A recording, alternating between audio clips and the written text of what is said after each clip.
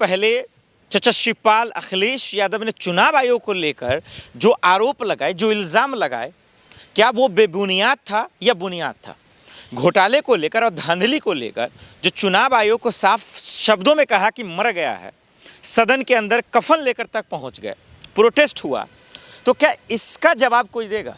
चुनाव आयोग ने नतीजे तो सुना दिए, बीजेपी लड्डू बांट रही है, लेकिन सवाल अभी वही है कि क्या समाजवादी पार्टी के साथ नाइंसाफ़ी हुई?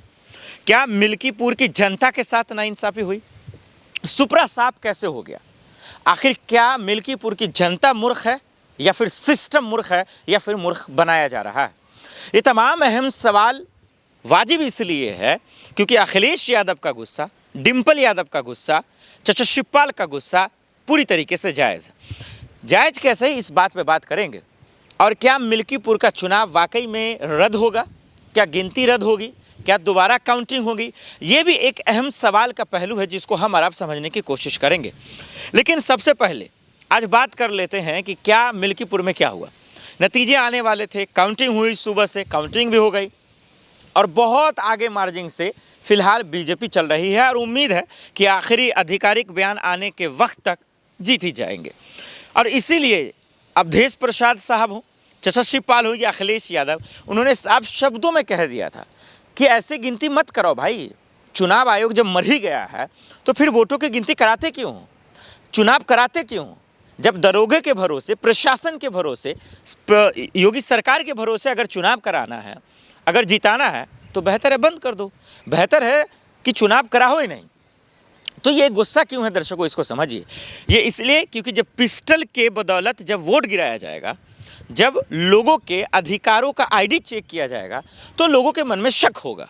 चुनाव आयोग जब ड्रामेबाजी करेगा तो लोगों के मन में शक होगा, क्योंकि जिस तरीके की तस्वीरें सोशल मीडिया पे वायरल है, मिल्कीपुर की बात कर रहा हूँ, जो धांधली की तस्वीरें वायरल है, जो आरोप लगे हैं, और उस पर चुनाव आयोग की चुप्पी उतना ही चुभ रहा है आज मिल्कीपुर के लोगों को जितना आज नतीजे आए हैं। इसमें कोई शक नहीं, जीत हार अपनी जगह। दो लोगों की लड़ाई के बीच में एक तो जीतेगा ही, एक हारेगा, लेकिन वो ईमानदारी की लड़ाई होनी चाहिए ना, वो ईमानदार निष्पक्षता की लड़ाई होना चाहिए। लेकिन ये निष्पक्षता की लड़ाई हुई कैसे?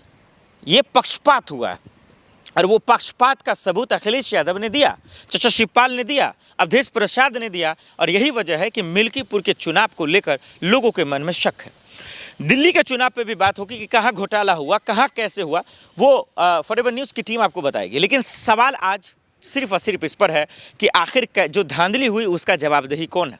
क्या चुनाव आयोग वाकई में मर गया है जैसा कि अखिलेश यादव ने कहा? उनके लिए कफन जो तैयार हुआ उस पर क्यों नहीं जवाब दिया गया? ये भी एक बहुत बड़ा सवाल है दर्शकों।